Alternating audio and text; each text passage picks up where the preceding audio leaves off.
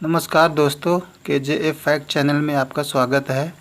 आज की top 3 defence news. Project चीता उड़ान भरने के लिए तैयार, भारत उन्नत होगा। Headline number 1। कई दौर की चर्चाओं के बाद प्रोजेक्ट चीता, जिसके तहत भारत के हेरान ड्रोन को अपग्रेड किया जाना है और इजरायल की मदद से लैस किया जाना है, आखिरकार उड़ान भरने के लिए तैयार है।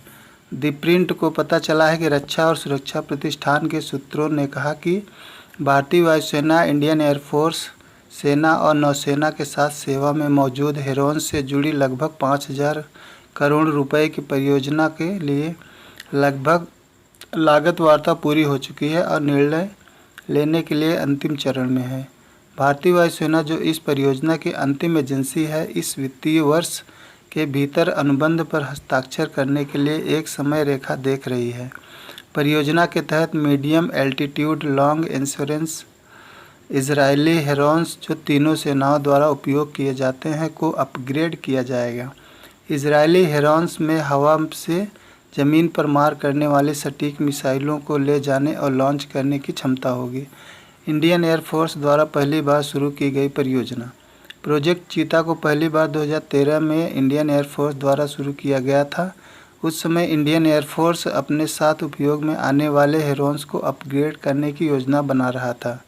अमेरिका से बड़ी संख्या में सशस्त्र शिकारी ड्रोन खरीदने की भी योजना थी, लेकिन इसे अस्थायी कर दिया गया क्योंकि सिस्टम बहुत महंगे साबित हो रहे थे। भारतीय सेना के साथ प्रयोग में आने वाले अन्य इजरायल की निगरानी ड्रोन खोजकर्ता सशस्त्र नहीं हो सकते क्योंकि वो आकार में छोटे हैं। 2.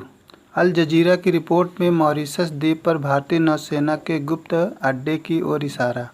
सैटेलाइट इमेजरी, फाइनेंशियल डाटा और अल जजीरा की जांच इकाई द्वारा प्राप्त ज़मीनी साक्ष्य भारत को दूरस्थ मॉरिशस द्वीप अगालेगा पर एक नौसैनिक सुविधा का निर्माण करने की ओर इशारा करते हैं।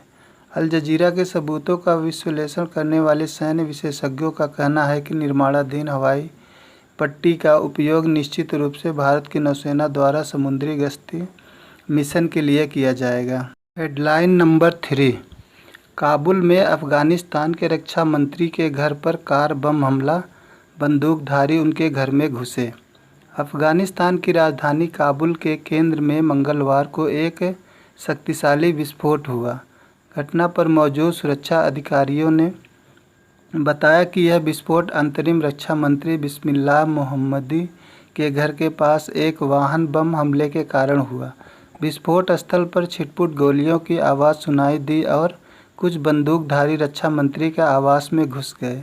एक अफगान आत्मघाती हमलावर ने अफगान रक्षा मंत्री के आवास के सामने एक बम विस्फोट किया, जिस पर कम से कम 2 बंदूकधारियों ने हमला किया।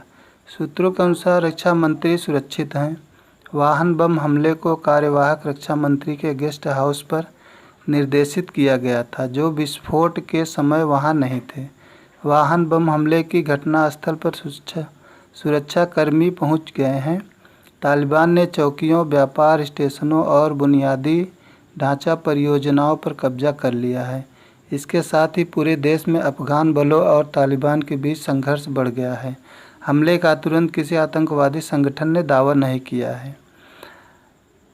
ऐसे ही अमेजिंग इंडियन डिफेंस न्यूज़ जानने के लिए चैनल को सब्सक्राइब करें और वीडियो को लाइक करें।